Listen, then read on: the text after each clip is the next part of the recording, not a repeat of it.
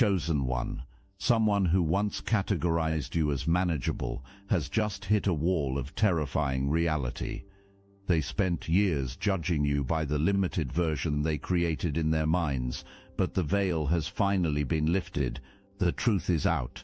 They finally saw your real resume. Now they're asking, who were we messing with? This reckoning is happening entirely in your favor, proving you were always out of their league. This does not begin today. It does not begin with the resume, or with the panic spreading across someone's face right now. It begins the moment you walked into an environment that was fundamentally too small for you and chose to stay anyway. You assessed everything immediately. You felt the ceiling the moment you arrived. You understood early on that the people around you had already decided who you were before you ever opened your mouth. They looked at you and identified something they considered manageable. They saw someone they believed was safe to categorize, someone who would slot in below them without demanding recalibration, without creating friction, without making them confront the particular discomfort of standing next to someone who outclasses them in every direction. So they built you a box. And here is the first thing you need to understand about that box, because it is going to matter enormously as this unfolds. The box was never about you. It was a management tool for their own fear. You were simply the thing they could not name clearly, and the box was how they handled what they could not name. You did something that most people would never do in that position. You did not fight the box. You did not exhaust yourself trying to prove your worth to people who had already decided not to see it. You did something far more powerful. You let them keep the box, and you kept building. Remember that word, building, because this entire arc is the account of what was being constructed while they were busy labeling.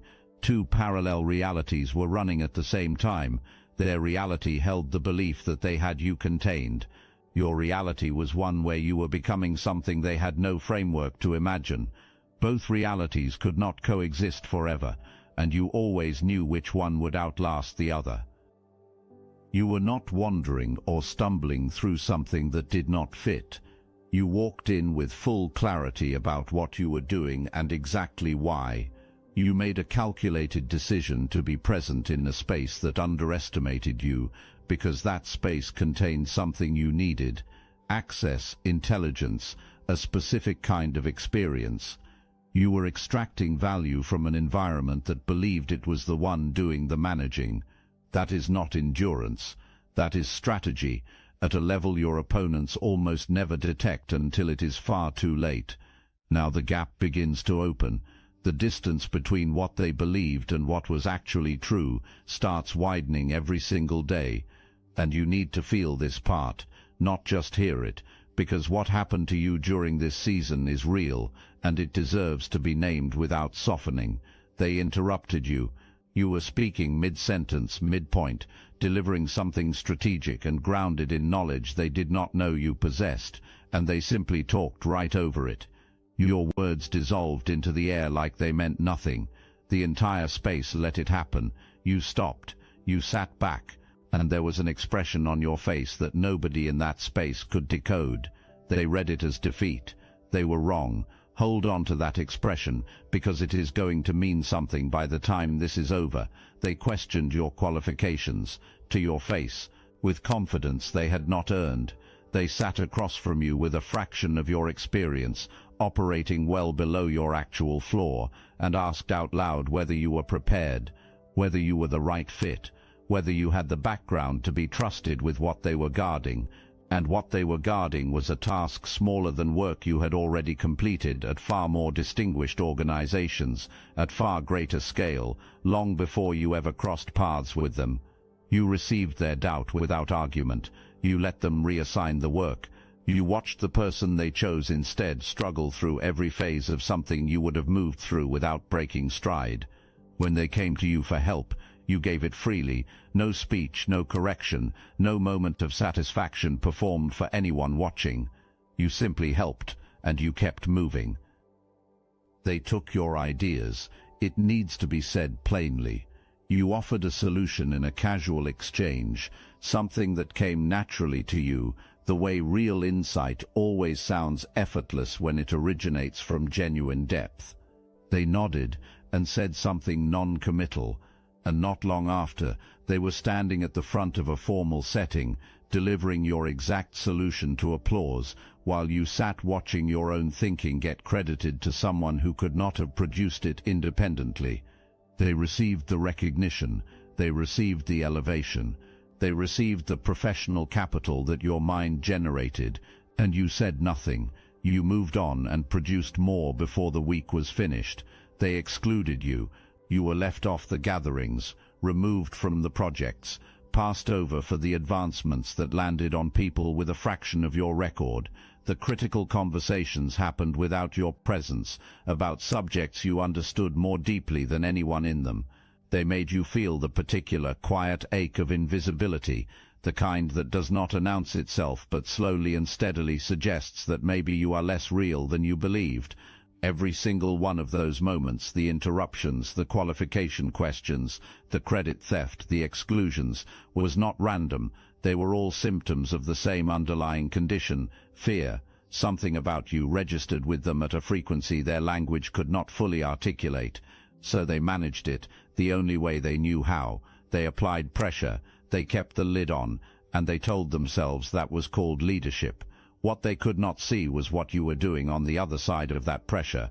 Your resume was being written the entire time, line by line, credential by credential, in spaces they could not access, during hours they could not monitor, through connections they had never been in a position to make. You were accumulating something that had no relationship to the ceiling they believed you were under, because you were building an entirely different kind of structure, one without a ceiling at all. If this message aligned with your purpose, hype this video so fellow chosen ones can find their confirmation. While they were gatekeeping things that were already beneath your level, you were receiving invitations from directions they did not know existed. Opportunities arrived through networks they had never reached. Recognition came from institutions operating at standards that were leagues above anything that environment could have offered you. The very people who believed they controlled your access were entirely irrelevant to the access that actually mattered. They were guarding an entrance you had already stopped using. The pressure they applied was building towards something that the container was not built to hold.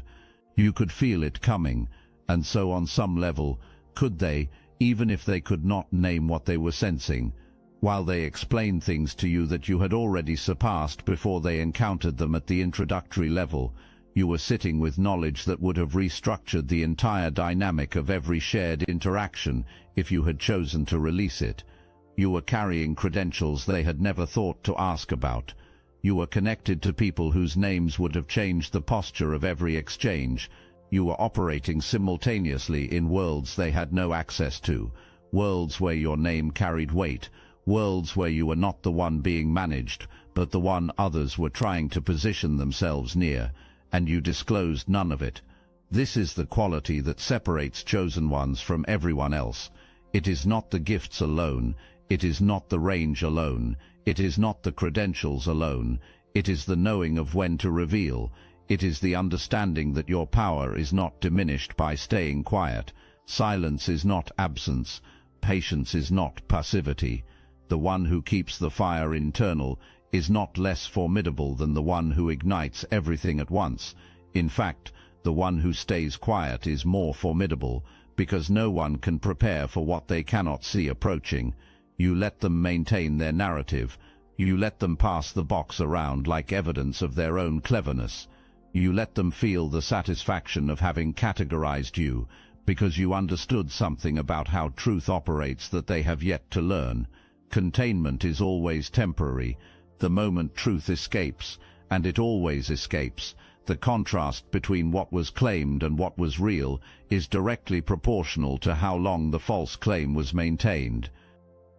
They maintained their claim for a long time, which means the contrast was always going to be devastating. The quiet was not passive. Every single day, you were making deliberate decisions about what to share, what to withhold, when to advance, and when to wait.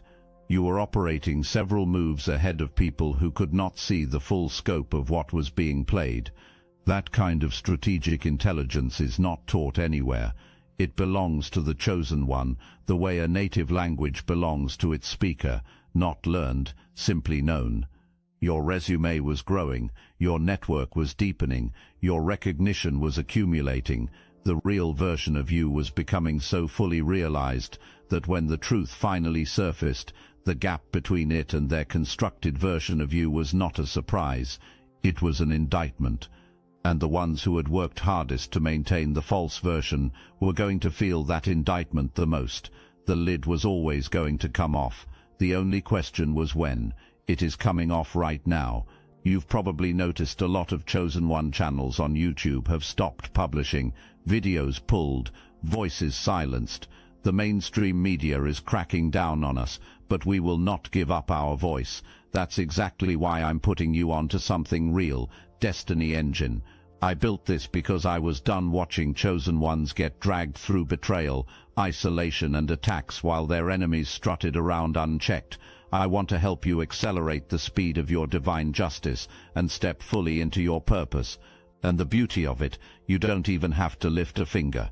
Destiny Engine takes their downfall and flips it into your rise. This isn't another meditation app. It's declassified consciousness technology, the same mind programming tools your enemies once used to install fear, competition and scarcity, re-engineered to restore your sovereignty and align you with the cooperative, upgraded operating framework. It generates personalized sequences mapped to your divine purpose. The hardest thing you'll do is put on headphones, press play, and watch your enemies keep digging their own grave. Join Destiny Engine to support your favorite channels and use it for your own rise. It's a 360 win. Start your Destiny Engine for $7 today and turn everything they did to break you into fuel for your rise. Link in the description. Someone pulled up your resume, maybe out of curiosity, maybe out of spite, maybe by pure accident. The reason is irrelevant. What matters is what happened the moment they started reading. They began at the top, education. They expected something standard, respectable but containable, nothing that should threaten the version of you they had carefully constructed. What they encountered instead was a record that reads like a formal declaration of excellence. Your credentials come from institutions that appear in conversations they have never been part of. Your distinctions come from programs whose standards make their own academic path look like an open door. Your certifications required years of sustained exceptional performance to earn. Your academic honors confirm that you were not simply present in those environments, you were the benchmark that everyone else was measured against. They scrolled down, hoping the next section would offer them some equilibrium. It didn't. The experience section arrived, and what they saw was a career that moved across industries with the ease of someone who never asked permission from any single field. You led substantial teams. You oversaw budgets at scales they cannot casually imagine. You launched products and initiatives that people engage with daily without ever knowing your name. You consulted for organizations they regard with reverence from a careful distance. You addressed audiences on platforms where people invested significantly just to be in the same space as you. Your research shifted how entire industries approach their own work, and you participated in high-stakes conversations, not as an observer, not as someone brought in briefly and sent back out, but as a genuine contributor to decisions that carried real consequence. All of it was unfolding while they were busy managing the box. Then they reached the skills section, and something shifted in how they were holding the device. Because what they encountered there was not a list of competencies. It was an indictment of every limit they had projected onto you. You speak languages they have never studied. You operate systems they have no experience with. You hold psychology, economics, technology, and human behavior in a single coherent perspective, not as a practiced exercise, but as a natural function of how your mind works. You carry mastery across disciplines that specialists spend entire careers trying to reach in just one. The achievements section is where something actually broke. Achievements are not self-reported impressions. They come with institutional names attached, with standards attached, with third-party validation that cannot be quietly revised in a private conversation. And what they were reading was a catalogue of institutions that had looked at your work and stated clearly, with their full credibility behind it, that you are extraordinary. Your recognition comes from organizations they have only seen referenced in places they aspire to reach. Your distinctions came with ceremonies. You created intellectual property that governing bodies agreed was original and valuable enough to protect under law. You contributed to publications that require institutional standing to access. You received invitations to platforms they will never be offered. You appeared in media they consume every morning without ever imagining they would see your name inside it. Then they reached the network section. This is the one that will follow them into the night. Your network is not a list of professional contacts. It is a registry of people who shape real things. The names in it are ones your former dismissers encounter in industry reports, on stages, and in positions of authority they have spent years trying to approach. You have moved alongside people who make decisions that alter entire sectors. You have built with people who are currently constructing what comes next. You have references who could change the professional trajectory of anyone with a single conversation. And sitting now with the full weight of what they have read, a calculation runs through their mind. You have access to those people, and those people, for all they know, already know your name in a context that involves exactly how you were treated. That calculation does not resolve in their favor. Every assumption they made collapses in sequence. This is not simple embarrassment. This is an existential event. This is the discovery that the protagonist of the situation they believed themselves to be narrating was never them, it was always you. The mind does something involuntary when the foundation of a reality it believed in gives way. It goes backward. It pulls everything up and replays each memory against the backdrop of what it now knows to be true. Every moment they talked over you is being examined now with completely different understanding. They can see themselves leaning into your sentence and replacing it with their own. They can see the expression on your face when you stopped. That expression, the one they could not read at the time, they are reading it now. That was not defeat. That was not embarrassment or insecurity. That was the restraint of someone who could have shifted the weight of that entire exchange with a single disclosed credential and chose not to. You let them have the moment, not because you lacked anything to say, but because you had everything to say and zero need to say it there. The moment they questioned your readiness is landing with its full absurdity now.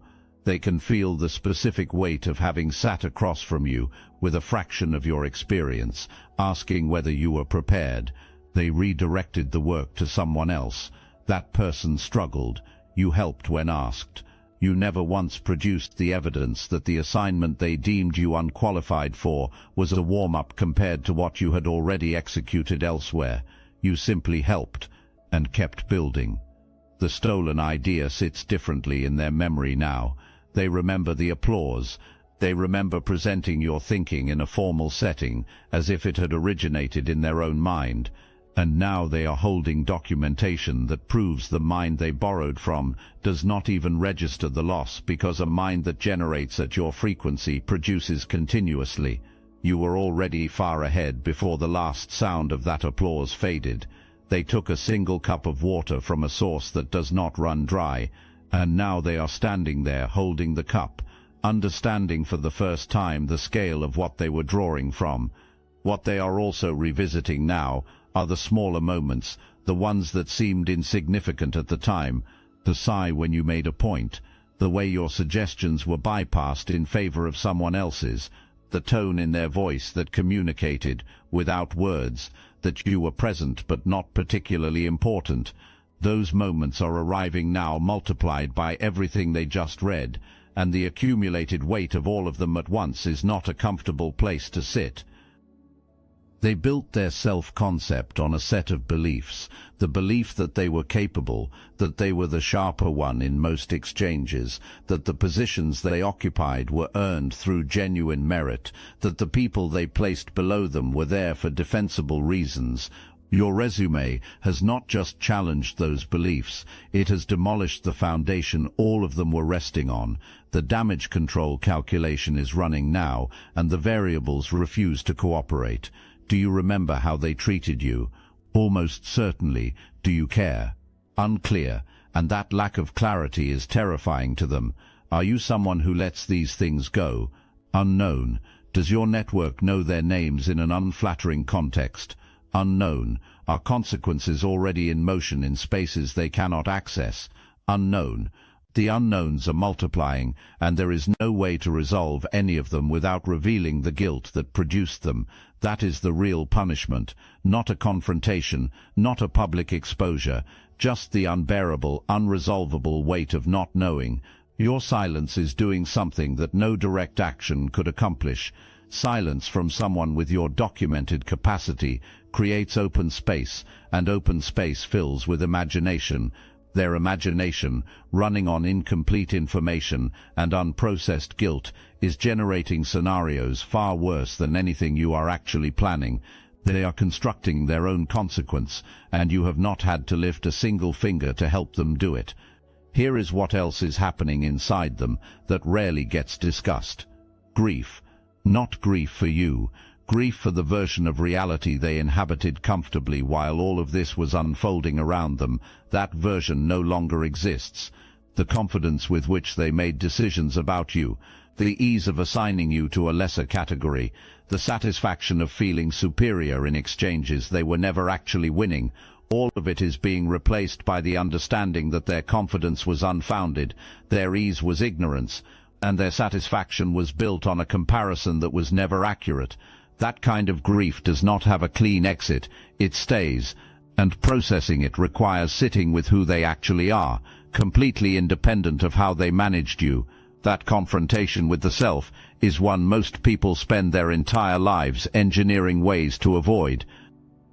The universe is correcting its own ledger, and it is doing so without requiring a single thing from you.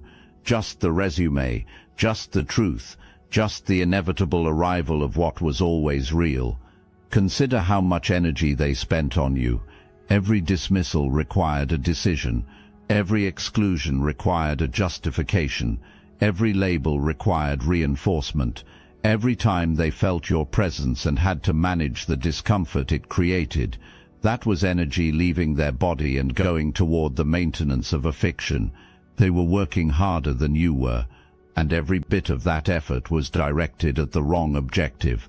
While they were spending their resources on the constructed version of you, you were directing yours toward the only thing that was ever going to matter, the actual work, the actual accumulation of credentials, capacity, connections and proof that now sits in a document they cannot look away from.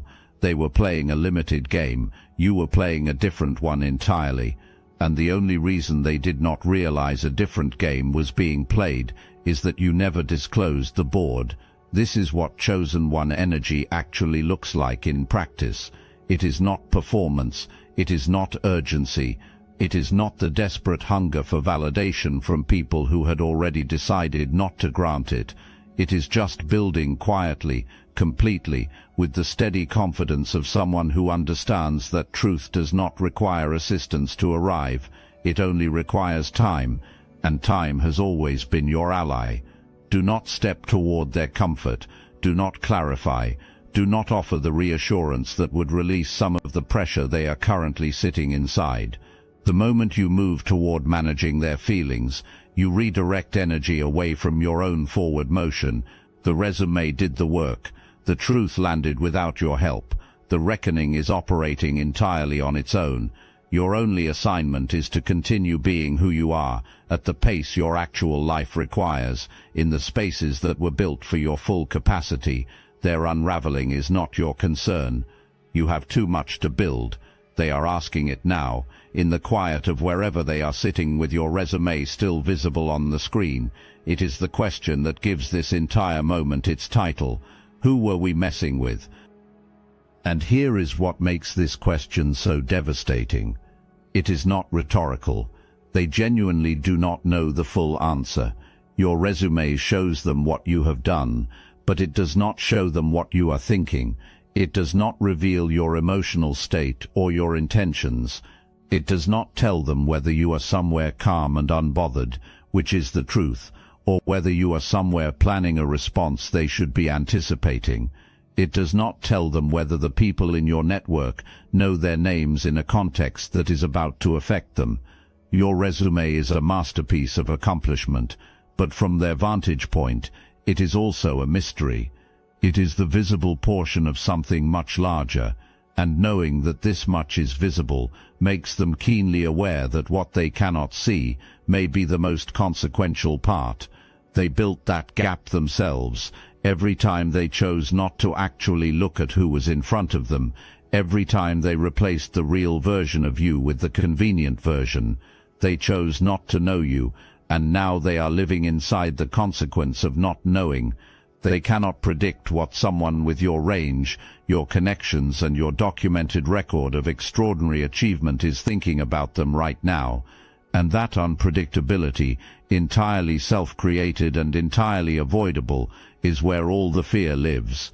The answer, if they could receive it, is not what they are afraid of. You are not plotting. You are not mobilizing. You are doing what you have always done. You are building. You are operating at the level you were always meant to occupy. You are calm and completely unbothered.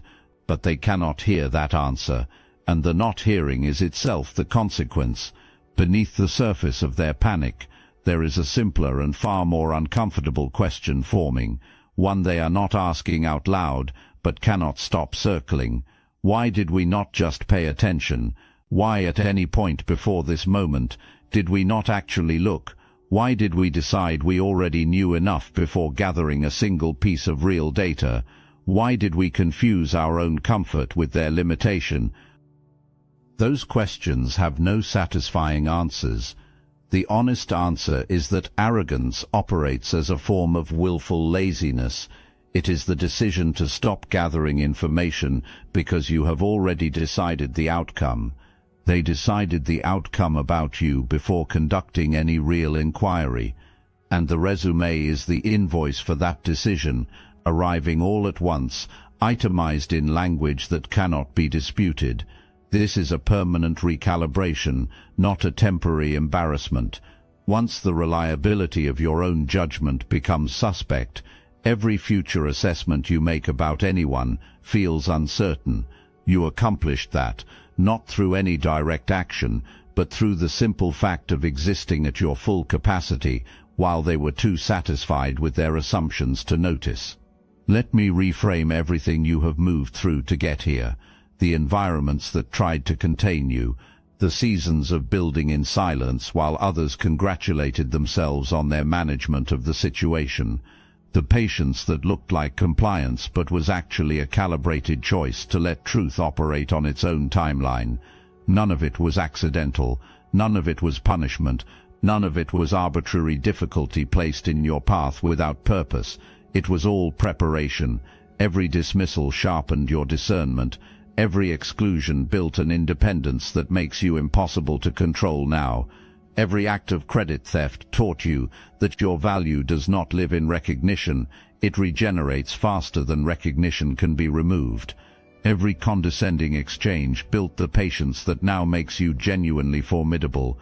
Not the kind of formidable that explodes when provoked, the kind that simply keeps building until the dismissal becomes its own testimony to the dismisser's limitations. They believed they were restricting you. They were loading you. Every obstacle was weight that developed the capacity you now carry into every space you enter. Chosen ones are not produced in comfort. They are produced in the specific heat of being systematically underestimated by people who should have looked more carefully. That heat does not damage the chosen one. It reveals what is already there, and what was revealed in you has been tested, confirmed and documented in language so clear that even the people most committed to not seeing it are being forced to see it now. Nothing was wasted. Every closed door redirected your energy toward a space that was actually built for you. Every person who attempted to slow you contributed, without intending to the document now sitting on a screen, making people reckon with their own judgment. You did not arrive here in spite of what they put you through. You arrived through it, because chosen ones do not collapse under the weight of small people's fear. They carry the weight, build with it, and arrive with more capacity than anyone who was handed an easier path. This was never theirs to author. They positioned themselves as the ones determining what was possible for you, but they were never the architects. They were terrain, and you were always the one deciding how to move through it. The divine backing on your path is not abstract. It is visible in the actual sequence of what happened. Every access point they controlled that closed was followed by an opening somewhere they had no sight line into. Every withheld opportunity had its energy rerouted to a place where it could produce the kind of result that ends up documented on a resume that makes people question their own judgment. The structure of your path was not built by them. They occupied a few doorways in a structure far larger than they understood, and the levels they never had access to are precisely the ones your resume illuminates most clearly. That is not coincidence, that is design, and you were designed for something that was never contingent on their approval. You do nothing in their direction. That is the move. That is the answer that carries the most weight, and that they are least equipped to handle. You direct absolutely nothing toward them, and everything toward your own continued momentum. You do not confront. You do not announce anything. You do not perform a reveal, because the reveal has already happened without your involvement. You do not pursue acknowledgement, because you do not need it. You do not engage with the drama of their reckoning, because their reckoning is a footnote, a byproduct of what happens when a chosen one stays the course long enough for truth to catch up to the people who bet against it.